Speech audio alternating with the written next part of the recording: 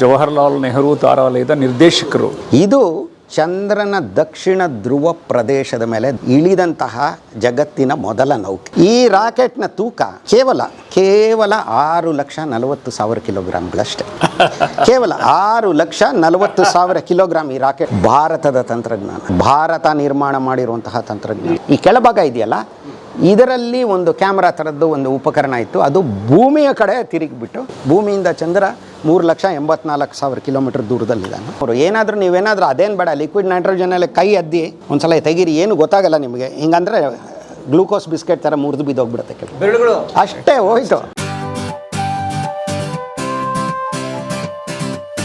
ಸ್ನೇಹಿತರೆ, ನಾವೀಗ ಬಂದ್ವಿ ನೆಹರು ತಾರಾಲಯ, ವಿಶ್ವಪ್ರಸಿದ್ಧ ತಾರಾಲಯ ಸ್ನೇಹಿತರೆ. ಇದು ಅಷ್ಟೇ ಅಲ್ಲ, ಭಾರತದ ಎಲ್ಲ ತಾರಾಲಯಗಳಿಗಿಂತ ಸರ್ವಶ್ರೇಷ್ಠವಾದ ತಾರಾಲಯ. ನಾನು ಎಲ್ಲ ಕಡೆ ಹೋಗಿ ಬಂದಿದ್ದೀನಿ, ಪೋರ್ಬಂದರಿಂದ ದೆಹಲಿವರೆಗೆ. This is one of the best planetarium. ಗೆಳೆಯರನ್ನ ಪರಿಚಯಿಸುತ್ತಾವೆ. ಏನು ಅವರು ನಿವೃತ್ತಿ ಇಲ್ಲದಂತಹ ವೃತ್ತಿವಂತರು. ಅಂದರೆ ಗುರುಪ್ರಸಾದ್ ಅವರು ಭಾಳ ವರ್ಷ ಇಸ್ರೋಲ್ಲಿ ಕೆಲಸ ಮಾಡಿ, ಬಹಳ ಉನ್ನತ ಹುದ್ದೆಯಲ್ಲಿ ಕೆಲಸ ಮಾಡಿ, ಅದರಲ್ಲಿ ಡಾಕ್ಟರೇಟ್ ಮಾಡಿ, ಪುಸ್ತಕಗಳನ್ನು ಬರೆದು, ಕನ್ನಡದಲ್ಲಿ ಪುಸ್ತಕ ಬರೆದು, ಇವತ್ತು ನಮ್ಮ ಜವಾಹರ್ಲಾಲ್ ನೆಹರು ತಾರಾಲಯದ ನಿರ್ದೇಶಕರು. ಅದು ವೃತ್ತಿ. ಅವರ ಸಡಗರ ಸಂಭ್ರಮ ನೋಡಿದರೆ, ಆ ಸ್ಕೂಲ್ ಮಕ್ಕಳು ಬಂದಾಗ ಎಷ್ಟು ಸಂಭ್ರಮ ಇರುತ್ತಲ್ಲ ನೋಡೋಕ್ಕೆ, ಆ ಉತ್ಸಾಹ ಅವ್ರು ಇಟ್ಕೊಂಡಿದ್ದಾರೆ. ಅದು ತುಂಬ ಮುಖ್ಯ ಇಲ್ಲಿ. ಅವರ ಎಂಥೂಸಿಯಾಸಮ್ ಇದೆಯಲ್ಲ, it was very much essential to this kind of institutions. ನಾನು ಗುರುಪ್ರಸಾದ್, BR ಗುರುಪ್ರಸಾದ್. ನಾನು ಜವಾಹರ್ಲಾಲ್ ನೆಹರು ತಾರಾಲಯದ ನಿರ್ದೇಶಕ. 37 ವರ್ಷಗಳ ಕಾಲ ನಾನು ಭಾರತೀಯ ಅಂತರಿಕ್ಷ ಸಂಶೋಧನಾ ಸಂಸ್ಥೆಯಲ್ಲಿ ವಿಜ್ಞಾನಿಯಾಗಿ ಕೆಲಸ ಮಾಡಿದೆ. ಆಮೇಲೆ ಅದರ ಸಾರ್ವಜನಿಕ ಸಂಪರ್ಕಾಧಿಕಾರಿ ಅಂದರೆ PRO ಆಗಿದ್ದೆ. ಆಮೇಲೆ ಅದರ ಸಹ ನಿರ್ದೇಶಕನೂ ಕೂಡ ಆಗಿದ್ದೆ, ಅಲ್ಲಿ PRಗೆ ಸಂಬಂಧಪಟ್ಟ ಹಾಗೆ. ವೃತ್ತಿಯಿಂದ ನಾನೊಬ್ಬ ವಿಜ್ಞಾನಿ, ಸರ್ ಹೇಳಿದಾಗೆ. ವಿಜ್ಞಾನ ಲೇಖಕ ಪ್ರವೃತ್ತಿಯಿಂದ, ಪ್ಯಾಷನ್ ಪ್ರಕಾರ ಅಂದರೆ ಭಾವನಾತ್ಮಕವಾಗಿ ತೊಗೊಂಡ್ರೆ ನಾನು ವಿಜ್ಞಾನ ಕ್ಷೇತ್ರದೊಡನೆ ಸುಮಾರು 4.5 ದಶಕಗಳಿಂದ ಗುರುತಿಸ್ಕೊಂಡಿದ್ದೀನಿ. ಇವತ್ತು ನಮ್ಮ ತಾರಾಲಯಕ್ಕೆ ಒಂದು ವಿಶೇಷ ಒಂದು ಸಂದರ್ಭ ಅಂದರೆ, ಸನ್ಮಾನ್ಯ ಶ್ರೀ ನಾಗತಿಹಳ್ಳಿ ಚಂದ್ರಶೇಖರ್ ಅವರು ಯಾರಿಗೂ ಗೊತ್ತಿಲ್ಲ, ಎಲ್ರಿಗೂ ಗೊತ್ತಿರೋರೆ. ಕರ್ನಾಟಕದಲ್ಲಿ ಪರಮವರು ಅಷ್ಟೇ, ಏನು ಗೊತ್ತಿಲ್ಲದೆ ಏನಿಲ್ಲ, ಕಲಾ ಮಾಧ್ಯಮದ ಮೂಲಕ ಎಲ್ರಿಗೂ ಗೊತ್ತಿರೋರೆ ಅದು. ಹಾಗಾಗಿ ನಾನೇ ತಮ್ಮ ಎಷ್ಟೋ ಕಾರ್ಯಕ್ರಮಗಳನ್ನ ನೋಡಿದ್ದೀನಿ. ಭಗವಾನ್ ಅವರ ಸಂದರ್ಶನನೇ ಆಗಲಿ ಅಥವಾ ಮೀಸೆ ಶ್ರೀನಿವಾಸ್ ಅವ್ರದ್ದಾಗಲಿ, ಎಲ್ಲ ತಾವು ಮಾಡಿರೋದು ನನಗೆ ಪ್ರತಿಯೊಂದು ಜ್ಞಾಪಕ ಇದೆ. 10 kg ಚಿಕನ್ನು 10 kg ಮಟನ್. ಅವನು ದಾದಾ ಅನ್ನೋನು ರಾಜ್ಕುಮಾರ್ ಅವ್ರಿಗೆ, ಅವರು ಪಾರ್ವತಿ ಶಿವಾಜಿರಾವ್ ಏನೋ ಕೇಳ್ತಾವನೆ, ನೋಡಪ್ಪ ನೀವು ಹೋಗಿ ಕೆಲಸ ನೋಡ್ರಿ, ಅವ್ನು ಪ್ಯಾಕೆಟ್ಗೆ ದುಡ್ಡು ಕೇಳ್ತಾವನೆ ಅಂತ. ಅವೆಲ್ಲ ಪಾರ್ವತಿ, ಅವನು ಅಷ್ಟು ಜನಕ್ಕೆ ತಿರುವು ಬೇಡವಾ, ಶಕ್ತಿ ಬೇಡವಾ, ₹100 ಕೊಡು ಪಾಪ. ಆಗ ₹100 ಕೊಟ್ಟರೆ ಒಂದು ಕ್ವಾರ್ಟರ್ ತರಿಸ್ಕೊಂಡು ಒಂದು ಪ್ಯಾಕ್ ಸಿಗರೇಟ್ ತರಿಸ್ಕೊಂಬಿಡೋರು. ಮೊದಲನೇದಾಗಿ ಈ ಸಾಂಸ್ಕೃತಿಕ ಒಂದು ಚಾನೆಲ್ನ ಪ್ರಾರಂಭಿಸಿದವರೇ ತಾವು. ನಾನು ನೋಡ್ದಂಗೆ ಕಲಾ ಮಾಧ್ಯಮ ಭಾರ್ಗವ ಅವ್ರದ್ದು ಎಷ್ಟು ಸಂದರ್ಶನಗಳಿದೆ. ನಾನು ಅದೇ ಹೇಳಿದೆ, ಅವರನ್ನು ಭೇಟಿ ಮಾಡಿದಾಗ ಕೂಡ ಭಾಳ ಸಂತೋಷ ತಮ್ಮನ್ನು ಭೇಟಿ ಮಾಡಿದ್ದು. ಸರ್ ಬಂದಿದ್ದು ಇವತ್ತು ತುಂಬಾ ಸಂತೋಷ ಅಂತ ಹೇಳಬೇಕು.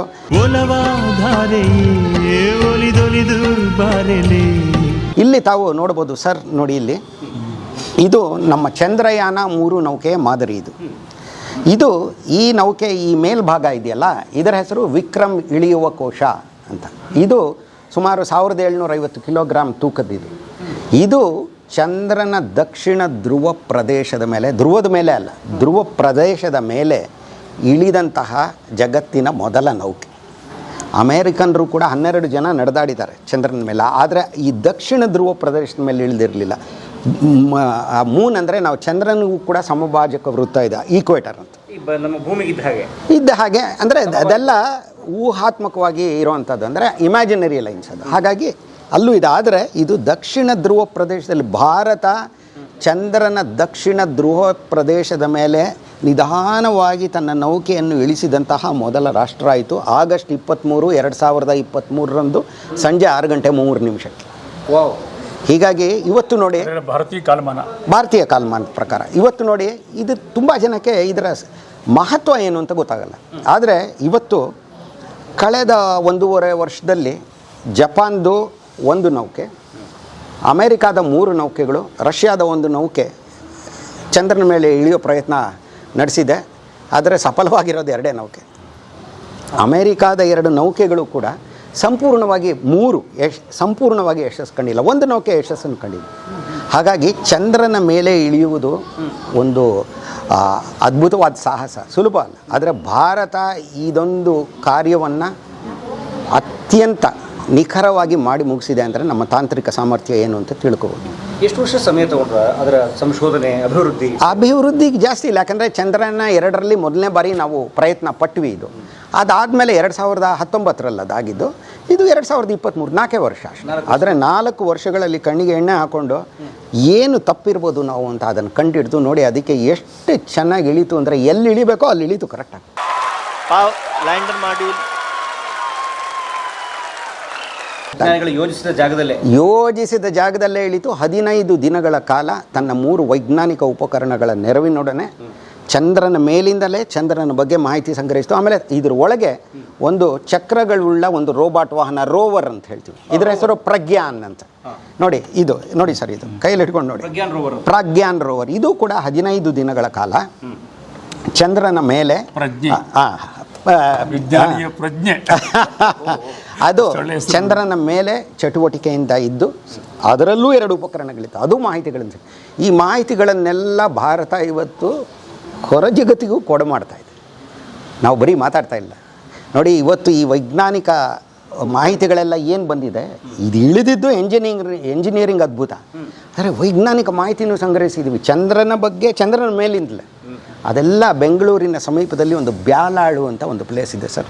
ಅಲ್ಲಿ ಒಂದು ಸ್ಥಳ ಇದೆ, ಒಂದು 105 ಅಡಿ ಅಗಲದ ಒಂದು ಆ್ಯಂಟೆನಾ ಇದೆ. ಶಿವಕುಮಾರ್ ಅವರು ಅದನ್ನು ಕಟ್ಟಿ ಅದನ್ನು ನಿರ್ಮಾಣ ಮಾಡಿದ್ದು, ಅವರ ನೇತೃತ್ವದಲ್ಲಾಗಿದ್ದು. ಅಲ್ಲಿ ಒಂದು ದತ್ತಾಂಶಗಳು ಅಂದರೆ ಡೇಟಾ ಅಂತ ಏನು ಹೇಳ್ತೀವಿ, ಮಾಹಿತಿನ ಸಂಗ್ರಹಿಸಿ ಇಡಲಾಗಿದೆ. ಒಂದು ಲೈಬ್ರರಿ ಅಂತ ಅನ್ಕೋ. ಅಂದರೆ ಈ ಚಂದ್ರಯಾನ 3ರ ಇಲ್ಲಿ ಬರ್ತಿರುವಂಥ ಎಲ್ಲ ಮಾಹಿತಿಗಳನ್ನು ಅಲ್ಲಿ ಸಂಗ್ರಹಿಸಿದ್ವಿ. ಅಲ್ಲಿರುವಂಥ 105 ಅಡಿಯ ಆ್ಯಂಟನಾ ಅದನ್ನು ಸಂಗ್ರಹಿಸಿ ಅದನ್ನು ಒಂದು ಲೈಬ್ರರಿ ಥರ ಇದೆ. ISSDC ಅಂತ ಬಿಡಿ ಬರ ಇಲ್ಲ, ದತ್ತಾಂಶದ ಲೈಬ್ರರಿ ಅಲ್ಲಿ ಸಂಗ್ರಹಿಸಿಡೋದು. ಯಾರು ಬೇಕಾದ್ರೆ ನೀವು ರಿಜಿಸ್ಟರ್ ಮಾಡಿಬಿಟ್ಟು ನೀವು ಬಳಸ್ಕೋಬೋದು. ನಾವು ಜನಸಾಮಾನ್ಯರು ಕೂಡ ಅಲ್ಲ, ಜನಸಾಮಾನ್ಯರು ಅಂದರೆ ನಿಮ್ಗೆ ಆಸಕ್ತಿ ಇದ್ದರೆ ನಿಮಗೂ ಸಿಗುತ್ತೆ. ಅನೇಕ ಹೊರ ದೇಶದ ವಿಜ್ಞಾನಿಗಳು ಕೂಡ ಇದನ್ನು ಬಳಸ್ಕೋತಾ ಇದ್ದಾರೆ. ಇಲ್ಲಿ ನೋಡಿ, ಇದನ್ನು ಈ ಚಂದ್ರಯಾನ ನೌಕೆನ ಉಡಾಯಿಸಿದಂತಹ ರಾಕೆಟ್ಟು ಇದರ ಹೆಸರು LVM-3 ಅಂತ, LVM-3 ಅಂತ. ಇದು ಈ ರಾಕೆಟ್ನ ತೂಕ ಎಷ್ಟಪ್ಪ ಅಂದರೆ, ಈ ರಾಕೆಟ್ನ ತೂಕ ನೋಡಿ, ಈ ರಾಕೆಟ್ನ ಮೇಲ್ಭಾಗದಲ್ಲಿ ಅಲ್ಲಿ ಭಾರತದ ಧ್ವಜ ಇದೆಯಲ್ಲ, ಅದರ ಒಳಗೆ ಈ ನೌಕೆನ ಇರಿಸಲಾಗಿತ್ತು ಉಡಾವಣೆ ವೇಳೆಯಲ್ಲಿ. ಇದು ವಾಹನ ಇದು ಅಂತರಿಕ್ಷಕ್ಕೆ ತಗೊಂಡೋಗಿ ಈ ಒಂದು ನೌಕೆನ ಹಾರಿಬಿಡ್ತು. ಅದರಲ್ಲೇ ಇರುವಂತಹ ರಾಕೆಟ್ ಯಂತ್ರಗಳ ನೆರವಿನೊಡನೆ ಮುಂದೆ ಅದು ಚಂದ್ರನತ್ತ ಹೋಯಿತು. ಮೊದಲನೇದಾಗಿ ಈ ರಾಕೆಟು ಭೂಮಿಯ ಸುತ್ತ ಹಾರಿಬಿಡ್ತು. ಯಾವುದನ್ನು? ಈ ನೌಕೆನ. ಹಾಗಾಗಿ ಈ ರಾಕೆಟ್ ಅತ್ಯಗತ್ಯ. ಸರಿ, ಭೂಮಿ ಅಷ್ಟೇ, ಭೂಮಿ ಸುತ್ತ ಮಾತ್ರ ಇದನ್ನು ಉಡಾಯಿಸಿದ್ದು. ಅಲ್ಲಿಂದ ಇದೇ ಹೋಯ್ತು ಅಂದರೆ ಭೂಮಿ ಮೇಲಿಂದ ಕಕ್ಷೆಗೆ ಹೋಗೋದೇ ತುಂಬ ಕಷ್ಟ. ಇದಕ್ಕೆ ಅದು ಬೇರ್ಪಡುತ್ತೆ. ಈ ಒಂದು ರಾಕೆಟು ಇದನ್ನು ಬಲವಾಗಿ ನೂಕಿದಾಗ ಅಂತಿಮವಾಗಿ ನೂಕ್ತು. ಅದಕ್ಕೆ ಬೇಕಾದ ಸ್ಪೀಡು ಅಥವಾ ವೇಗನ ಒದಗಿಸ್ತು. ಎಷ್ಟು ವೇಗ ಗೊತ್ತಾ? ಏನೂ ಜಾಸ್ತಿ ಇಲ್ಲ, ಗಂಟೆಗೆ 37,000 ಕಿಲೋಮೀಟರ್ಗಳಷ್ಟು. ನಾನು ನೀವು ನಮ್ಮ ಬೆಂಗಳೂರಿನ ರಸ್ತೆಗಳಲ್ಲಿ ಯಾವ ಸರಾಸರಿ ವೇಗ, ಆ್ಯಾವ್ರೇಜ್ ಸ್ಪೀಡಲ್ಲಿ ಮೂವ್ ಮಾಡ್ತೀವೋ, ಅಂದರೆ ತೆರಳುತ್ತೀವೋ ಅಥವಾ ಪ್ರಯಾಣ ಮಾಡ್ತೀವೋ ಅದರ 1000 ಪಟ್ಟು ಅಷ್ಟೇ. ಈ ರಾಕೆಟ್ನ ತೂಕ ಕೇವಲ 6,40,000 ಕಿಲೋಗ್ರಾಮ್ಗಳಷ್ಟೇ. ಕೇವಲ 6,40,000 ಕಿಲೋಗ್ರಾಮ್ ಈ ರಾಕೆಟ್. 640 ಟನ್. 640 ಟನ್. ಆಮೇಲೆ ಲಿಫ್ಟ್ ಆಗಬೇಕು ನೋಡಿ, ಅಷ್ಟು ವೆಯ್ಟ್. ಅದಕ್ಕೆ ಹೇಳಿದ್ದು ನಾನು ಕಷ್ಟ ಅಂತ. ಆಮೇಲೆ ನೋಡಿ, ಇಲ್ಲೆರಡು ರಾಕೆಟ್ಗಳಿದೆಯಲ್ಲ, ಈ ಎರಡು ಇದು ವಾಹನ, ರಾಕೆಟ್ ವಾಹನ. ಇದರಲ್ಲಿ ಒಂದು ಭಾಗ ಈ 2 ರಾಕೆಟ್ಗಳು, ಬೂಸ್ಟರ್ಸ್ ಅಂತ ಹೇಳ್ತೀವಿ ನಾವು. ಇವೆರಡು ಯಾವಾಗ ಚಾಲು ಆಗುತ್ತೋ, ಯಾವಾಗ ಕಾರ್ಯನಿರ್ವಹಿಸೋದಕ್ಕೆ ಪ್ರಾರಂಭ ಆಗುತ್ತೋ, ಈ ರಾಕೆಟ್ ಮೇಲೆ ಹೋಗುತ್ತೆ. ಈ ರಾಕೆಟ್ಗಳಲ್ಲಿ ಇದರಲ್ಲಿ ಅಂದರೆ ನಿಜವಾದ ರಾಕೆಟ್ನಲ್ಲಿ, ಇದು ಮಾದರಿ ಅಷ್ಟೇ, ಇದರಲ್ಲಿ 2,07,000 ಕಿಲೋಗ್ರಾಮ್ ತೂಕದ ಇಂಧನ ಮತ್ತು ದಹನ ಅನುಕೂಲ. ಇಂಧನ ಯಾವುದು ಸರ್? ಇಂಧನ ಇದು ಸರ್ ಸ್ವಲ್ಪ ರಬ್ಬರ್ ಥರ ಇರುತ್ತೆ ಇದರಲ್ಲಿರೋದು. ಇದು ನಮ್ಮ ಇದರ ಥರದಲ್ಲ, ಆ ಥರ ಅಲ್ಲ. ಇದರಲ್ಲಿರೋ ಇಂಧನ ಯಾವುದು ಅಂದರೆ ಇಂಧನ ಬೈಂಡರ್ ಅಂತ ಹೇಳ್ತೀವಿ. ಇದು ಸ್ವಲ್ಪ ಈ PVC ಸೋಲ್ ಅಂತ, ತಮ್ಮದು ಸೋಲ್ ಇದೆಯಲ್ಲ ಶೂದು, ಆ ಥರ ಇರೋದು ರಬ್ಬರ್ ಥರದ್ದು ಸಾಲಿಡು. ಇಲ್ಲಿ ಇವೆರಡಕ್ಕೆ ಸಾಲಿಡು ನೋಡಿ, ಇವೆರಡು ಸಾಲಿಡ್ಡು. ಆಮೇಲೆ ಆಕ್ಸಿಡೈಸರು ಅಮೋನಿಯಂ ಪರ್ಕ್ಲೋರೇಟ್ ಅಂತ ಹೇಳ್ತೀವಿ. ಅದು ರಾಸಾಯನಿಕ ಅದು ಅಲ್ಲ, ಎಲ್ಲ ಸೇರಿಸಿದ್ರೆ ಒಳ್ಳೆ ಕಾಂಕ್ರೀಟ್ ಬ್ಲಾಕ್ ಥರ ಆಗಿರುತ್ತೆ ಒಳಗಡೆ. ಅದು ನೋಡಿ ಇಲ್ಲಿ 2 ಲಕ್ಷ ಶಕ್ತಿ ಕೊಡ್ತಾ ಅಯ್ಯೋ ಭಯಂಕರವಾಗಿ ಉತ್ಪಾದಿಸುತ್ತೆ ಶಕ್ತಿನ. 2,07,000 ಇದರಲ್ಲಿ, 2,07,000 ಇದರಲ್ಲಿ, ಒಟ್ಟು ಎಷ್ಟು ಸರ್? 4,14,000 ಕಿಲೋಗ್ರಾಮ್ನಷ್ಟು ತೂಕದ ಇದು ಅಲ್ಲ, ಫ್ಯೂಯಲ್ ಮತ್ತು ಆಕ್ಸಿಡೈಸರ್ ಅಂದರೆ ಇಂಧನ ಮತ್ತು ದಹನಾನುಕೂಲಿ, ನೋದನಕಾರಿಗಳು, ಪ್ರೊಪಲೆಂಟ್ಸ್ ಅಂತ ಹೇಳ್ತೀವಿ ಇಂಗ್ಲೀಷಲ್ಲಿ, ಇವೆರಡಕ್ಕೂ ಸರಿ. ಅಪ್ಪ ಅಮ್ಮ ಅಂತ ಇಂಗ್ಲೀಷಲ್ಲಿ ಹೇಳೋ ಬದಲು ಪೇರೆಂಟ್ಸ್ ಅಂತೀವಲ್ಲ, ಆ ಥರ ಪ್ರೊಪಲೆಂಟ್ಸ್. ಅಂದರೆ ಅದನ್ನು ಆ ವಾಹನವನ್ನು ಮೇಲಕ್ಕೆ ಎತ್ತೋದು, ಉಡಾವಣೆ ಮಾಡೋದಕ್ಕೆ ಈ 2 ರಾಕೆಟ್ ಚಾಲು ಆಗಲೇಬೇಕು. ಈಗ ನಾವು ನೋಡ್ತೀವಲ್ಲ, ಶ್ರೀಹರಿಕೋಟಾದಿಂದ PSLV ದೊಡ್ಡ ಬೆಂಕಿ ಬರುತ್ತೆ. ಹೌದು ಅದು ಅಲ್ಲ, ಈ ರಾಕೆಟ್ಗೆ ಇದು ಸರ್. ತಾವು ಇಲ್ಲೇ ದಯಮಾಡಿ ನೋಡಿ, ಇಲ್ಲಿ ಇದನ್ನು ಯಾಕೆ ಹೇಳ್ತಾ ಇದ್ದೀನಿ ತಮಗೆ ಅಂದರೆ, ಇಲ್ಲಿ 4,14,000 ಕಿಲೋಗ್ರಾಮ್ ನೋದನಕಾರಿಗಳಿದೆ. 2,07,000, 2 ಲಕ್ಷ. ಇಷ್ಟು ನೋದನಕಾರಿಗಳು ಕೇವಲ 2 ನಿಮಿಷ 20 ಸೆಕೆಂಡಲ್ಲಿ ಉರಿದು ಬೂದಿ ಆಗೋಗುತ್ತೆ. ಈ 4,14,000 4,14,000 ಕೇವಲ 2 ನಿಮಿಷ 20 ಸೆಕೆಂಡುಗಳು ಅಷ್ಟೇ. ಹಾಗಾಗಿ ನಾನು ಇವೆರಡಕ್ಕೂ ಬಕಾಸುರ ಅಂತ ಹೆಸರಿಟ್ಟಿದ್ದೀನಿ. ಬಕಾಸುರ, ನಾವು ಪುರಾಣದಲ್ಲಿ ಬಕಾಸುರನ ಬಗ್ಗೆ ಕೇಳಿದ್ದೀವಿ. ಬಂಡಿಯನ್ನು ತೊಗೊಂಬಂದವ್ರನ್ನ, ಆಹಾರನ ಎಲ್ಲ ಸೇವಿಸ್ತಾ ಇದ್ದ ಒಟ್ಟಿಗೆ. ಇದು ನೋಡಿ ಎಷ್ಟು ಪ್ರಾಡಿಗಲ್ ಅಂತ ಇಂಗ್ಲೀಷ್ನಲ್ಲಿ ಹೇಳ್ತೀವಿ, ಪ್ರಾಡಿಗಲ್ ರೇಟ್ ಅಂತ.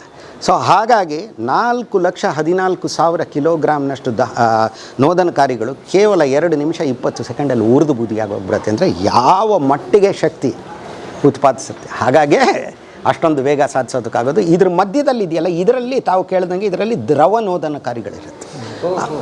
ಅದರಲ್ಲಿ ಒಂದು ಬಗೆಯ ಹೈಡ್ರಜೀನ್ ಅನ್ನುವಂತಹ ದ್ರವ, ಅದು ಇಂಧನ. ನೈಟ್ರೋಜನ್ ಟೆಟ್ರಾಕ್ಸೈಡ್ ಅನ್ನೋದು ದಹನಾನುಕೂಲಿ. ರಾಕೆಟ್ ಒಂದು ಇಂಧನದ ಜೊತೆ ದಹನಾನುಕೂಲಿಯನ್ನು ತೊಗೊಂಡು ಹೋಗಬೇಕು. ಯಾಕಂದರೆ ಅದು ಮೇಲೆ ಹೋದರೆ ಅಲ್ಲ, ಅದಕ್ಕೆ ಆಕ್ಸಿಜನ್ ಸಿಗೋದಿಲ್ಲ. ಆಕ್ಸಿಜನ್ ಒದಗಿಸುವಂತಹ ಒಂದು ರಾಸಾಯನಿಕ ವಸ್ತುನೂ ಅದರೊಳಗಿರಬೇಕು. ಹಾಗಾಗಿ ಇದು ದ್ರವ ನೋದನಕಾರಿಗಳು ಇದರಲ್ಲಿರೋ, ಇದು ಘನ ನೋದನಕಾರಿಗಳು ಇದರಲ್ಲಿ, ಘನ ರೂಪದ, ದ್ರವ ರೂಪದ. ಇಲ್ಲಿ ಮಾತ್ರ 3ನೇದು ಸರ್, ಅತ್ಯಂತ ದಕ್ಷವಾದ ಒಂದು ರಾಕೆಟ್ ಯಂತ್ರ ಇದೆ. ಕ್ರಯೋಜೆನಿಕ್ ಅಂತ ಇದ್ರ ಹೆಸರು. ಕ್ರಯೋಜೆನಿಕ್ ಅಂದರೆ ಅತ್ಯಂತ ಶೈತ್ಯಕ್ಕೊಳಪಡಿಸಿದಂತಹ ದ್ರವಗಳು ಅಂತ. ಯಾಕೆಂದರೆ ಅದರಲ್ಲಿ ಇಂಧನ ಅನ್ನೋದು ಲಿಕ್ವಿಡ್ ಹೈಡ್ರೋಜನ್, ದಹನಾನುಕೂಲಿ ಅಥವಾ ಆಕ್ಸಿಡೈಸರ್ ಅನ್ನೋದು ಲಿಕ್ವಿಡ್ ಆಕ್ಸಿಜನ್, ದ್ರವ ಆಕ್ಸಿಜನ್ನು, ದ್ರವ ಹೈಡ್ರೋಜನ್. ದ್ರವ ಆಕ್ಸಿಜನ್ನ ದ್ರವ ಮಾಡಬೇಕಾದ್ರೆ ನೀವು ನೋಡಿ, ಉಸಿರಾಡ್ತಾ ಇರೋದು ಆಕ್ಸಿಜನ್ನೇ. ಆಕ್ಸಿಜನ್ನ ದ್ರವ ರೂಪಕ್ಕೆ ತರಬೇಕಾದ್ರೆ ನೀವು -183 ಡಿಗ್ರಿ ಸೆಂಟಿಗ್ರೇಡ್ನಷ್ಟು ಕಡಿಮೆ ಉಷ್ಣತೆಯನ್ನು ಕೃತಕವಾಗಿ ಸೃಷ್ಟಿಸಬೇಕು. ಅದೇ ರೀತಿ ಹೈಡ್ರೋಜನ್ ಏನಾದರೂ ನೀವು ದ್ರವ ರೂಪಕ್ಕೆ ತರಬೇಕು ಅಂದರೆ -253 ಡಿಗ್ರಿ ಸೆಂಟಿಗ್ರೇಡ್ನ. ಸರಿ, ಹೆಂಗೆ ಯಾವ ಥರ್ಮಾಸ್ ಫ್ಲಾಸ್ಕಲ್ಲಿ ಇಡ್ತೀರಾ ಅದನ್ನು? ಉದಾಹರಣೆಗೆ ತಾವು ಅಲಾಸ್ಕಾಗೆ ಹೋಗಿದ್ರೆ ಎಷ್ಟಿತ್ತು ಅಲ್ಲಿ ತಂಪಲ್ಲಿ? ಮೈನಸ್ಸಲ್ಲಿ ಎತ್ತಿರ್ತಿತ್ತು. ಅಲ್ಲಿ ಯಾವಾಗಲೂ ಕೆಲವು ಸೀಸನ್ ಅಂತೂ ಸೂರ್ಯನೇ ಹುಟ್ಟಲ್ಲ. ಸಾಧಾರಣ -10, 15, 20 ಹಿಂಗೆಲ್ಲ ಇರುತ್ತೆ. ಸೊ ಅಲ್ಲಿ ಹೋಗ್ತಾ ನೀವು ಉತ್ತರ ಧ್ರುವಕ್ಕೆ ಹೋಗ್ತಾ ತುಂಬ ಕಷ್ಟ. ನಾರ್ತ್ ಪೋಲಲ್ಲಿ ತುಂಬಾ -10, -20 ಇದ್ದಾಗ ಹೌದು, ನೀವು ಕೇಳ್ತಿರೋಷ್ಟು -250, -253. ಏನಾದರೂ ನೀವೇನಾದರೂ ಅದೇನು ಬೇಡ, ಲಿಕ್ವಿಡ್ ನೈಟ್ರೋಜನಲ್ಲಿ ಕೈ ಅದ್ದಿ ಒಂದ್ಸಲ ತೆಗೀರಿ, ಏನು ಗೊತ್ತಾಗಲ್ಲ ನಿಮಗೆ. ಹಿಂಗಂದರೆ ಗ್ಲೂಕೋಸ್ ಬಿಸ್ಕೆಟ್ ಥರ ಮುರಿದು ಬಿದ್ದೋಗ್ಬಿಡುತ್ತೆ ಕೆಲವು ಬೆರಳುಗಳು, ಅಷ್ಟೇ ಹೋಯ್ತು. ಆ ರೀತಿ ನೋಡಿ, ಅಂತಹ ಒಳಪಡಿಸಲ್ಪಟ್ಟ ಇಂಧನಗಳನ್ನು, ದ್ರವರೂಪದ ಇಂಧನ ದಹನಾನುಕೂಲಿಗಳನ್ನು ಉರಿಸಿ ಅತ್ಯಂತ ದಕ್ಷವಾದ ರಾಕೆಟ್ ಸರ್. ಭಾರತದ ತಂತ್ರಜ್ಞಾನ, ಭಾರತ ನಿರ್ಮಾಣ ಮಾಡಿರುವಂತಹ ತಂತ್ರಜ್ಞಾನ ಎಲ್ಲನೂ ಅಷ್ಟೇ ನಮ್ಮದೇ. ಇಂಪೋರ್ಟೆಡ್ ಅಲ್ಲ. ಇಲ್ಲ, ಯಾರು ಹೇಳಿದ್ದು ಇಂಪೋರ್ಟೆಡ್? Not imported. ನೋ, ಖಂಡಿತ ಇಲ್ಲ. ಇಂಡಿಜಿನಸ್, ಸ್ವದೇಶಿ. ಆತ್ಮನಿರ್ಭರತೆಗೆ ಒಂದು ಅತ್ಯಂತ ಉತ್ತಮವಾದ ಉದಾಹರಣೆ ಇದು, ಏನು ಅನುಮಾನ ಇಲ್ಲ. ಪ್ರಾಚೀನ ಕಾಲದಿಂದ ಇದಕ್ಕೆ ಸಂಬಂಧಪಟ್ಟಂಥ ಚರ್ಚೆ, ಜ್ಞಾನ, ಬರವಣಿಗೆ ಆಗಿದೆ. ಇವತ್ತಿನ ವಿಜ್ಞಾನ ಅದನ್ನು ವ್ಯಾಸಿಟೀಸ್ ಒಪ್ಕೊಳ್ಳದೆ ಹೋಗ್ಬೋದು, ಬಟ್ ಇವತ್ತಿನ ವಿಜ್ಞಾನದ ಅಡಿಗಲ್ಲು ಅಲ್ಲಿದೆ.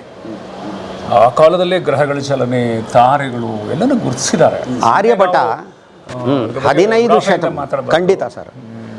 ಆರ್ಯಭಟ 15 ಶತಮಾನಗಳ ಹಿಂದೆನೆ, ಅಂದರೆ 5ನೇ ಶತಮಾನದಲ್ಲೇ ಹೇಳಿದ ಗ್ರಹಣಗಳಾಗೋದು ನೆರಳಿನಿಂದ ಅಂತ ಹೇಳ್ತಾರೆ. ಆಮೇಲೆ ದಿನರಾತ್ರಿಗಳು ಉಂಟಾಗೋದು ಭೂಮಿ ತನ್ನ ಅಕ್ಷದ ಸುತ್ತೋದ್ರಿಂದ, ದೈನಂದಿನ ಚಲನೆಯಿಂದ. ಅದನ್ನು ನಾವು ತಿಳ್ಕೊಳ್ದಿದ್ರೆ ನಮ್ಮ ತಪ್ಪು, ನಮಗೇನು ಗೊತ್ತಿಲ್ಲ ಅಂತ. ನಾವು ನೋಡಿ ಗೆಲಿಲಿಯೋ ಆರ್ಯಭಟ ಅವರೆಲ್ಲ ಅಲ್ಲ, ಅವರು ಮಾಡಿದ್ದಾರೆ, ಮಾಡಿಲ್ಲ ಅಂತಲ್ಲ, ಅವರು ಮಾಡಿದ್ದಾರೆ. ನಾವು ಇಲ್ಲದೆ ಇರೋದನ್ನು ಯಾವುದು ನಾವು ಕ್ಲೈಮ್ ಮಾಡೋದು ಬೇಡ.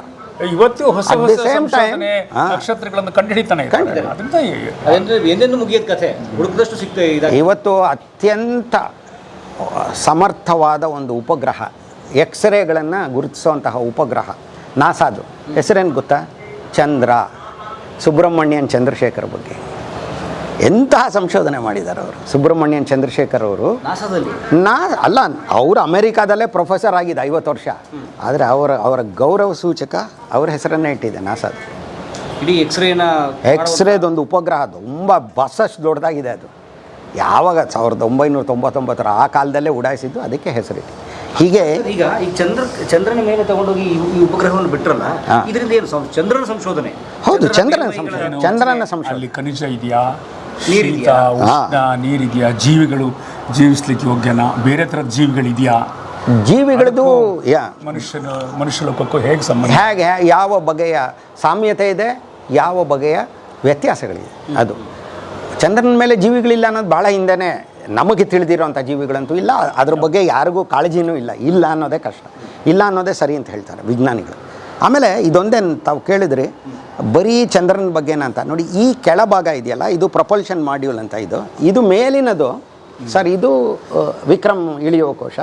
ಈ ಕೆಳಭಾಗ ಇದೆಯಲ್ಲ, ಇದರಲ್ಲಿ ಒಂದು ಕ್ಯಾಮ್ರಾ ಥರದ್ದು ಒಂದು ಉಪಕರಣ ಇತ್ತು. ಅದು ಭೂಮಿಯ ಕಡೆ ತಿರುಗಿಬಿಟ್ಟು ಭೂಮಿಯನ್ನು ಅದು ಅಭ್ಯಾಸ ಮಾಡ್ತಾಯಿತ್ತು. ಯಾಕಂದರೆ ಭೂಮಿಯ ಮೇಲೆ, ಅಲ್ಲಿಂದ ಭೂಮಿ, ಚಂದ್ರನ ಕಕ್ಷೆಯಿಂದಾನೇ ಭೂಮಿನ. ಯಾಕಂದರೆ ಭೂಮಿ ಮೇಲೆ ಜೀವ ಇದೆ, ನಾವೆಲ್ಲ ಆ ಜೀವದ ಒಂದು ಭಾಗನೇ.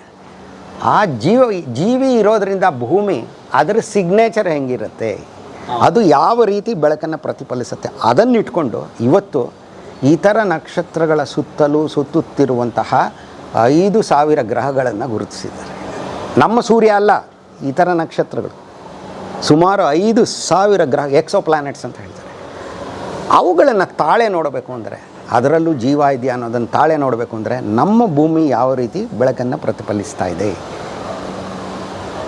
ಜೀವದ ತಾಣವಾಗಿರುವಂತಹ ಭೂಮಿ ಅನ್ನೋದನ್ನು ಆ ಒಂದು ಉಪಕರಣ ಈ ಭಾಗದಲ್ಲಿತ್ತು. ಇದು ಎರಡು ಒಟ್ಟಿಗೆ ಆಗ್ತದೆ. ಒಂದು ಭೂಮಿಯನ್ನು ಅಭ್ಯಾಸ ಮಾಡ್ತದೆ, ಒಂದು ಚಂದ್ರನೇ ಅಭ್ಯಾಸ ಮಾಡ್ತದೆ. ಇದು ಚಂದ್ರನ ಮೇಲೆ ಇಳಿತು, ಇದು ಚಂದ್ರನ ಸುತ್ತುತ್ತಿತ್ತು. ಆದರೆ ನಮ್ಮ ಭಾರತೀಯ ವಿಜ್ಞಾನಿಗಳು ಇವತ್ತು ಚಂದ್ರ ಕಕ್ಷೆಯಲ್ಲಿದ್ದ ಅದನ್ನು ತಿರ್ಗಾ ಭೂಮಿ ಕಕ್ಷೆಗೆ ತಂದಿದ್ದಾರೆ ವಾಪಸ್ ಇದನ್ನು. ಹೀಗಾಗಿ ಭಾರತ ಇವತ್ತು ಸೈನ್ಸ್ ಖಂಡಿತ, ಇಂಡಿಯನ್ ಸೈನ್ಸ್, ಇಂಡಿಯನ್ ಟೆಕ್ನಾಲಜಿ ಎರಡೂ ಅಷ್ಟೇ, ಇಂಡಿಯನ್ ಸೈಂಟಿಸ್ಟ್ ಸೂಪರ್. ಸರ್, ಒಂದು ಕುತೂಹಲ, ಈಗ ಇದು ಉಡಾವಣಾ ವಾಹನ ಅಷ್ಟೇ. ಹೌದು, ನಾವು ತಲುಪಿಸಬೇಕಾಗಿರೋದು ಇದನ್ನ, ಉಪಗ್ರಹವನ್ನು. ಇದು ಇದರೊಳಗೆ ಇರುತ್ತೆ, ಅದರೊಳಗಡೆ ಇರುತ್ತೆ. ಸೊ ಅದು ಹಾರಿ ಮೇಲೆ ಹೋಗಿ ನಮ್ಮ ಗುರುತ್ವಾಕರ್ಷಣೆ ಕಕ್ಷೆ ದಾಟಿ ಹೋಗುತ್ತಲ್ಲ, ಆಗ ಅದೇನು ವಾಪಸ್ ಬರಲ್ಲ. ನೋಡಿ, ಇವೆರಡು ಮೊದಲನೇದಾಗಿ ಇವೆರಡು ಬೇರ್ಪಡುತ್ತೆ.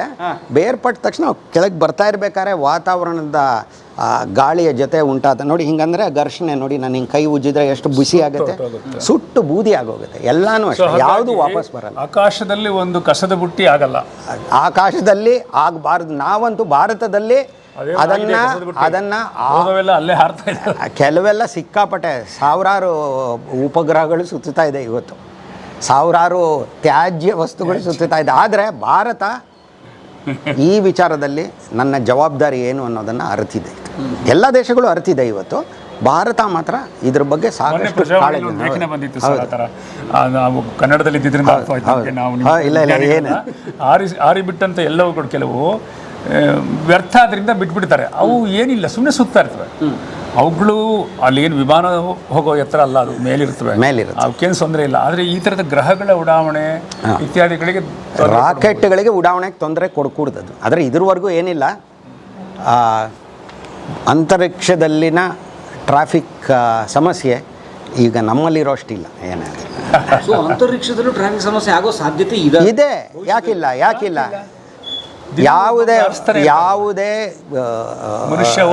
ಯಾವುದೇ ಇತಿಮಿತಿ ಇಲ್ಲದೆ ಈ ರೀತಿ ಮಾಡ್ತಾ ಇದ್ರೆ ಕಷ್ಟ. ಆದರೆ ಅದಕ್ಕೆ ತಕ್ಕ ಮಾರ್ಗಗಳನ್ನು ಹುಡುಕ್ತಾ ಇದ್ದಾನೆ ಮನುಷ್ಯ, ಅದರಲ್ಲಿ ಏನು ತೊಂದರೆ. ವಾಪಸ್ ಬರೋ ಸುಟ್ಟು ಬೂದಿ ಆಗುತ್ತೆ ಅಂದರೆ ಅದು ಇದರಲ್ಲಿ ಮರ್ಜ್ ಆಗಿ ಹೋಗ್ಬಿಡತ್ತಲ್ವಾ. ಇದೇ ಬರೀ ಇಷ್ಟೇ ಒಂದು ಗಾತ್ರದ್ದು ಅಷ್ಟು ದೊಡ್ಡ ಬೃಹತ್ ತೇಲ್ತಾನೇ ಇದ್ರೆ ಅಂತರಿಕ್ಷದಲ್ಲಿ ಸುತ್ತಾನೇ ಇದ್ರೆ ಅದು ಒಂದು ನಿರಂತರವಾದ ಕಸದ ಬುಟ್ಟಿದೆ. ಅದು ಕಸದ ಬುಟ್ಟಿ ಆ ಥರ ಕೂಡ್ದು ಅಂತ ಇವಾಗ ನೋಡಿ, ಇದನ್ನು ಶ್ರೀಹರಿಕೋಟಾಯಿಂದ ಉಡಾಯಿಸಿದ್ವಿ ಆ ರಾಕೆಟ್. ಇದು ಫಸ್ಟ್ ಭೂಮಿನ ಅದು ಉಡಾಯಿಸಿದ ಮೇಲೆ ರಾಕೆಟು ಈ ಚಂದ್ರಯಾನ ನೌಕೆ ಚಿಕ್ಕದಾಗಿದೆ ನೋಡಿ, ಅದನ್ನೇ ಚಿಕ್ಕದಾಗಿ ತೋರಿಸಿದ್ದೀವಿ. ಸೊ ಅದರ ಪಥ, ಅದರ ಕರೆಕ್ಟ್ ಇಮೇಜ್. ಸೊ ಅದು ಸುತ್ತುತ್ತೆ 1 ಸಲ 2 ಸಲ 3 ಸಲ 4 ಸಲ ಎಲ್ಲ ಸುತ್ತಬಿಟ್ಟು ಪ್ರತಿ ಸಲನೂ ಅದರ ಕಕ್ಷೆ ಎತ್ತರ ಜಾಸ್ತಿ ಆಯಿತು. ಒಂದು ಸಮಯದಲ್ಲಿ ನೋಡಿ ಅಲ್ಲಿಂದ ಚಂದ್ರನತ್ತ ಹೋಗೋಂಗೆ ಮಾಡಿದ್ವಿ. ಭೂಮಿಯಿಂದ ಚಂದ್ರ 3,84,000 ಕಿಲೋಮೀಟರ್ ದೂರದಲ್ಲಿದ್ದಾನೆ ನೋಡಿ. ಇದು ಇಲ್ಲಿ ಬಂದು ನೋಡಿ, ಇಲ್ಲಿ ಚಂದ್ರನ ಸುತ್ತ ಹೋಗಿ ಅದರ ಕಕ್ಷೆನ ಮತ್ತೆ ಕಮ್ಮಿ ಆಗಿ ಆಗಿ ಆಗಿ ಆಗಿ ಕಡೆಗೆ ಧ್ರುವ ಪ್ರದೇಶ, ಚಂದ್ರನ ಧ್ರುವ ಪ್ರದೇಶದ ಮೇಲೆ ಹೋಗುವಂಥ ಕಕ್ಷೆಗೆ ಹೋಗಿ ಕಡೆಗೆ ಚಂದ್ರನ ದಕ್ಷಿಣ ಧ್ರುವ ಪ್ರದೇಶದ ಮೇಲೆ ಇಳಿದಿತ್ತು.